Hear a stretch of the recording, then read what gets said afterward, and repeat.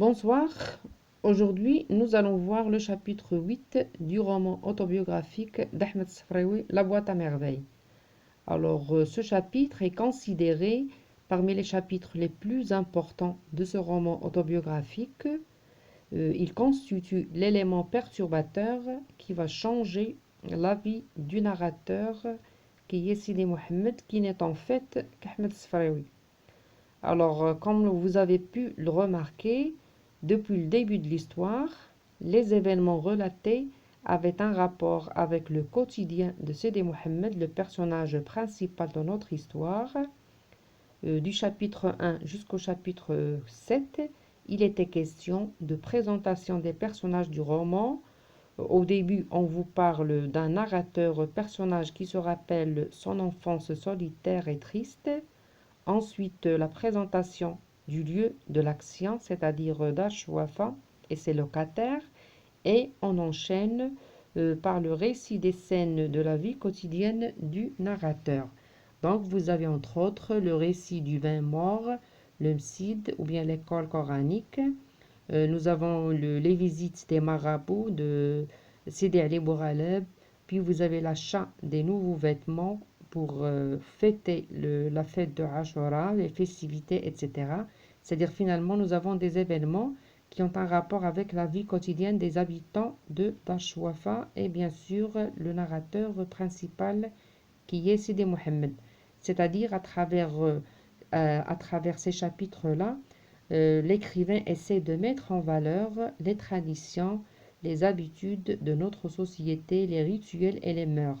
Mais à partir du chapitre 8, c'est-à-dire le chapitre de notre vidéo, il est question plutôt de l'élément perturbateur. C'est-à-dire là, il y a un événement qui va changer la vie du narrateur ou bien le cours de l'histoire dans la mesure où il va y avoir un événement qui va perturber l'équilibre de cette grande première partie qui correspond à l'incipit. Donc là, vous avez le contenu de ce chapitre-là.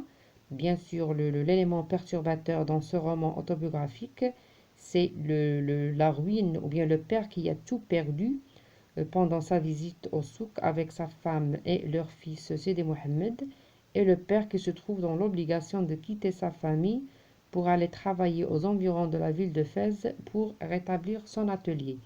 Donc là, vous avez comme événement de ce chapitre, donc là, vous avez les idées contenues dans le chapitre.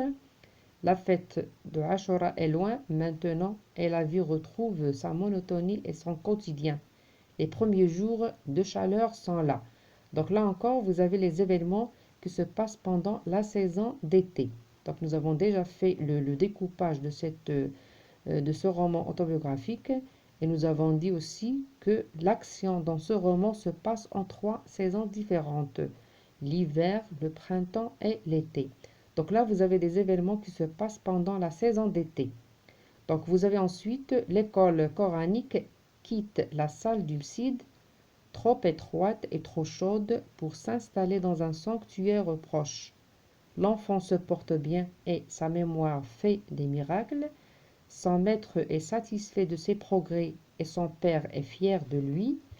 Lalla Zobida aura enfin des bracelets qu'elle désirait tant, mais la visite au souk des bijoux se termine dans un drame. Le père du narrateur perd son capital.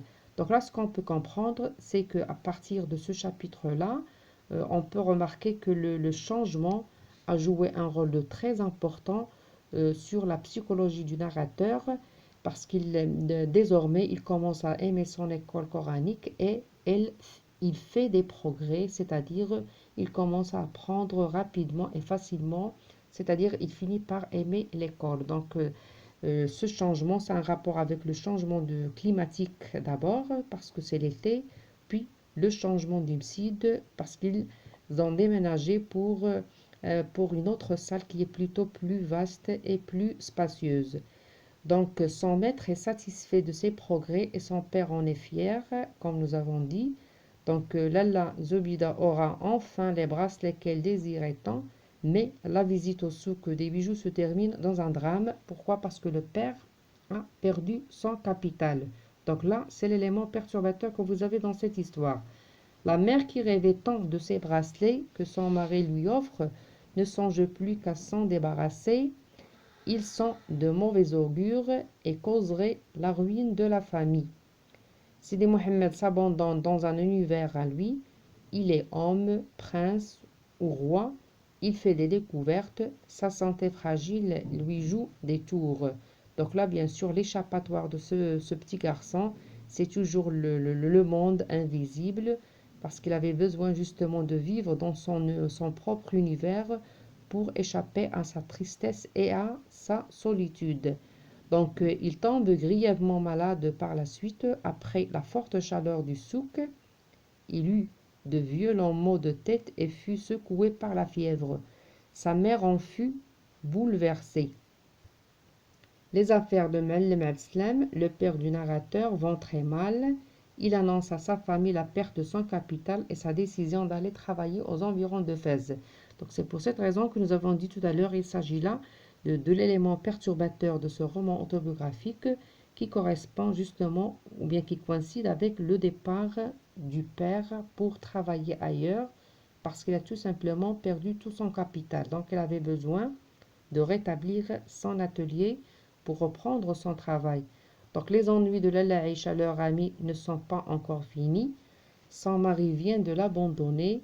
Il a pris une seconde épouse, la fille de Sidi Abdelrahman, le coiffeur.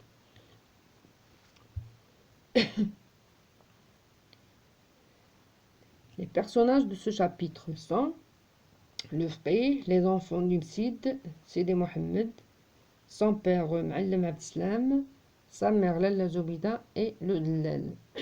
Pardon. Donc les thèmes, vous avez comme thème le bonheur, la souffrance, la polygamie et la femme marocaine. Donc ce qu'on peut tirer ou bien ce qu'on peut déduire de ce passage-là, c'est-à-dire qu'est-ce qu'on peut tirer comme ou bien quel est l'intérêt ou bien l'objectif de l'auteur. Donc dans ce chapitre, l'écrivain évoque le thème de la femme. Si dans les chapitres précédents, la femme est présentée de manière négative, elle est d'abord superstitieuse.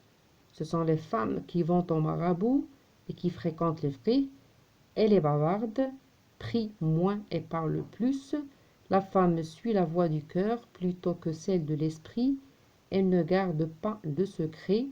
La femme dans les chapitres suivants est présentée de manière positive. Donc là, vous avez deux images qui sont plutôt opposées. Depuis le début de l'histoire, on avait affaire à une image plutôt négative, mais à partir de ce chapitre, on nous présente plutôt une image positive. Donc la femme dans les chapitres suivants est présentée de manière positive.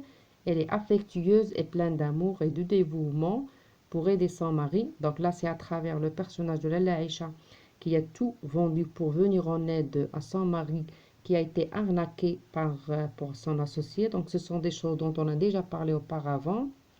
Dans les moments difficiles, la femme est le symbole de sacrifice et de dévouement. Cependant, l'image qui domine dans l'histoire, c'est l'image de la femme traditionnelle, râleuse et sans ambition. Voilà donc ce que vous avez dans ce chapitre. Donc en attendant le chapitre ou bien les chapitres suivants, je vous souhaite une très bonne soirée et à très bientôt.